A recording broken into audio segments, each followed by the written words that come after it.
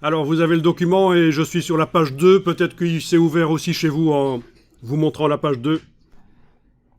Sinon, vous savez comment aller sur la page 2. Menu fenêtre page, dans le bas de la palette des pages, vous avez les pages du document.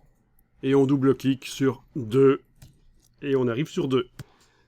Alors, sur la page 2, vous voyez une lettrine. Voilà. Qui a déjà été placée donc, dans le document, puisque vous venez d'ouvrir le document, elle est là. Et par contre, ce que vous n'avez pas, c'est la petite lettrine qui est là. Alors l'idée, c'est quoi? C'est qu'en début d'un article, pour un document pas extrêmement sérieux, on va pas faire ça pour un rapport d'entreprise, mais plutôt pour un magazine, au début d'un article, on peut mettre comme ça, démarrer le premier paragraphe par une grande lettrine. Voilà. Et à certains endroits dans la suite de l'article, pas nécessairement le premier paragraphe qui suit comme j'ai fait ici, mais à certains endroits, là où le sujet change un peu, où on passe à une autre facette du sujet traité, on peut mettre éventuellement une petite lettrine comme ça. Ok, alors, j'ai fait ça juste avant de démarrer l'explication, et je vais supprimer ça, on va le refaire ensemble, la petite lettrine. Il faut savoir que c'est pas bêtement une petite lettrine, celle-là, vous la voyez, elle est petite, c'est l'enfant de la grande. Ah ah. Bon, ça veut dire quoi? Oui, mon rire vicieux vous fait penser que... voilà, il y a des choses pas claires qui se sont passées derrière ça. Et oui, c'est la vie. Alors, je clique à côté de tout. Je vais tenter d'aller modifier la grande lettrine, parce que c'est ce style de caractère. Dans menu texte, style de caractère, vous êtes dans la version anglaise de InDesign, menu type, character styles.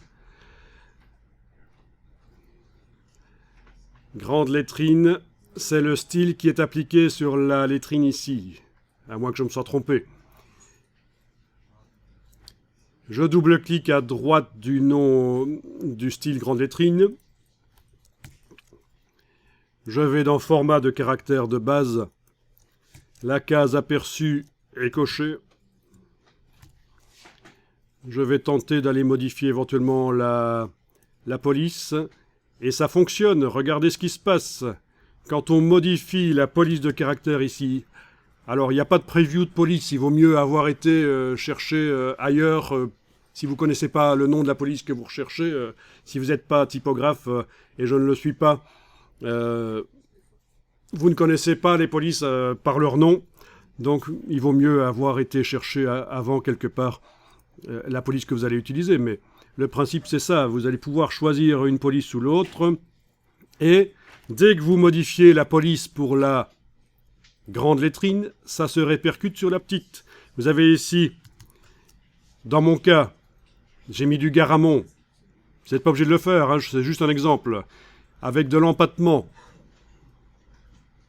Il y a la petite patte là. Je peux passer à une police bâton et vous allez voir que ça se répercute sur les enfants aussi, voilà.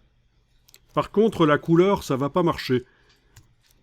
Vu qu'ils ont des couleurs différentes, parce qu'au départ, la grande lettrine et la petite lettrine avaient la même police. C'est pour ça que quand je modifie la police sur la grande lettrine, ça se répercute sur la petite.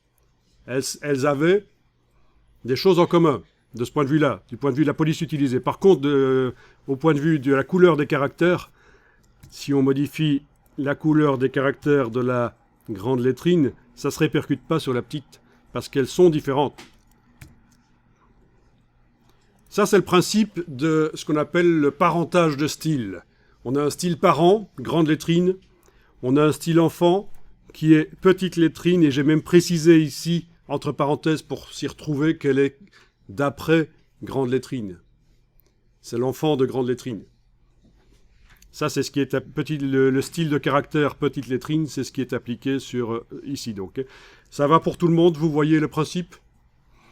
Bon, ben, une fois que vous avez vu le principe, on va le mettre en œuvre Là, je reviens à la version précédente du document, celle que vous avez.